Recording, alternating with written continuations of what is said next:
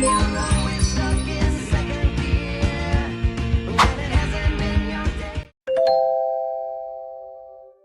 you know, an organization cannot operate without mission and objectives? With the direct participation of staffs and its people, by applying their own ideas and expertise, they can fully understand the relationship between the organization and its employees. We all know that motivation and determination of the employees lead to success of the organization. But how can an employee feel motivated? It is kinda different to understand since humans' nature is kinda complex. In spite of that, there are behavioral patterns that emerge through the years. There are some employees who are self-motivated despite the challenges and problems they encountered. However, there are some that is really hard to motivate as they themselves do not want to get motivated. In between is the fence-sitters. They depend their level of motivation on their environment and management strategies. Going on to the motivation theory of individual employees, including Theory X and Y. Theory X states that people are generally lazy and will try at all costs to avoid work. They will do what they can to waste time and find other things to do. This theory is propounded by Sigmund Freud that characterizes employees who avoid work, no ambition, no initiative, need of security, and do not take responsibility. Freud also believed that individuals only work for the sake of security and can only be motivated by the use of reward or punishment, coercion, and intimidation by the top management. In contrast, Theory Y is positive. They tend to like the work and seek freedom to do challenging job and see their gain not so much in the monetary compensation. Threat of punishment is not the only means of accomplishing the organization's objective. Douglas MacGregor proposed this theory that characterizes employees who want to learn, view work as a natural activity, have self-discipline, and develop themselves. According to the theory of Frederick Herzberg, there are two dimensions of employee satisfaction. These are hygiene theory and motivators. Hygiene theory, which includes hygiene issues like status, salary, and security, causes employees dissatisfaction in your work environment. In contrast, motivators like achievement, recognition, and growth help employees to be more productive. In addition, hygiene theory involves issues related to employees' environment. Motivators, on the other hand, help an employee's satisfaction. Herzberg added that motivators will promote job satisfaction if hygiene issues are addressed. Well, teams are formed to fulfill the objectives and make work efficient.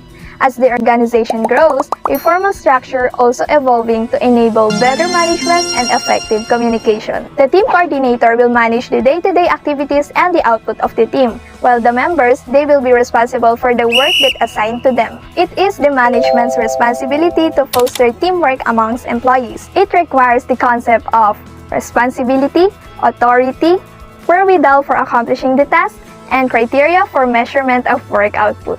Teamwork results in a win-win situation. Win-win is a situation, game, negotiation, strategy in which all the parties will benefit from one way or another. This view of situation demands the respect of employees to their co-workers, especially to the self-esteem of the colleagues in the team. Employees should realize that working together, they can achieve more than what each person can do. Here are the benefits if the team work in a win-win situation. On the other hand, here are the problems of win-lose situation. Do rewards disrupt teamwork? In a team, all members contribute for the better output of their project or their job. But there are individuals who are really good at their work and they are the ones who excel. Top management should give importance to the output of the team rather than the individual whenever possible. The top management should emphasize that they want the entire team to contribute even though they knew the employees performs well. Effective communication. The communication in every organization is very important.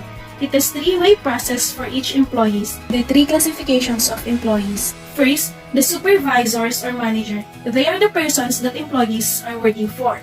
Second, subordinates or junior employees. They are the persons that works for the supervisors or leaders. And lastly, both internal and external part of the organization. They are the persons that the organizations work with, like the peers, counterparts, customers, and suppliers. Hence, every employee should communicate effectively in all the three roles. Training and mentoring. The employee needs to be given orientation training to carry out his work correctly on the first appointment before they deploy for actual work. The orientation training should help the employee to understand the following in particular. Objectives of the organization, his role, his responsibilities, his authority, know-how and know-why of the jobs, familiarity and skill in particular job. In the service sector, obsolescence settles in fast. Therefore, there is a continual change in business. This means that the employees have to acquire the skills needed for manufacturing, designing, delivering, and servicing the updated or new products or services. That's why training needs time to perform correctly. The concept of PDCA, also as Deming cycle, can be applied in training. As we all know, training of employees is integral in making a business successful. Therefore, improving the abilities and skills of employees by training requires planning. An effective training should be planned systematically by identifying the kinds of training needed by individual. Next is to provide the training to the employees and make sure that it is documented. It is expected to have alternative plans for unfortunate changes. To evaluate its effectiveness, the training should be measured formally by using empirical data. And lastly, the training program should be recorded and be reviewed to be improved suited to the ability of the employees and to adapt the natural changes. Recognition is a process whereby management shows acknowledgement of an employee's outstanding performance. Recognition of employees is highly essential as people find themselves in an accepted and winning role. Reward is a tangible one such as increased salaries, commissions, cash bonus, gain sharings, and etc. to promote desirable behavior. Selecting a few best performers. In a job, there are several considerations to identify who are the real achievers and who must receive the rewards or recognition. And these are the following: commitment, creativity, flexibility, adaptability, determination, and responsibility. Types of awards. Awards or rewards can be monetary or non-monetary. When we say monetary, this involves cash incentives where it mostly given based on the performance of an employee.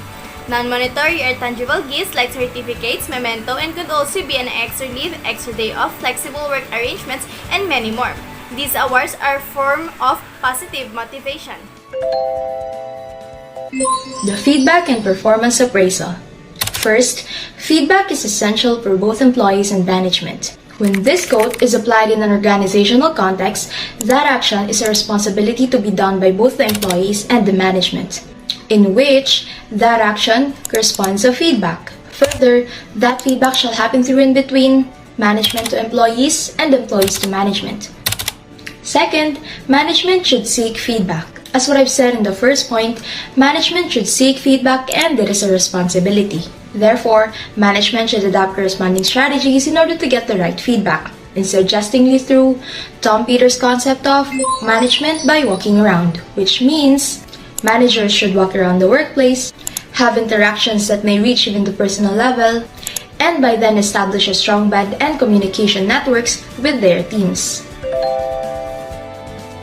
One of the feedback and performance appraisal is by giving feedback to the employees. All employees on the organizations should receive a feedback on the quality of his output, or else they will not realize the true quality of their output. And lastly, giving appropriate feedback to the employees. It is important that the person giving feedback is using a language that is easy to understand.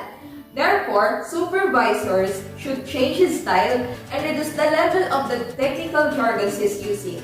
And lastly, communicate to the employees in a simple and understandable manner.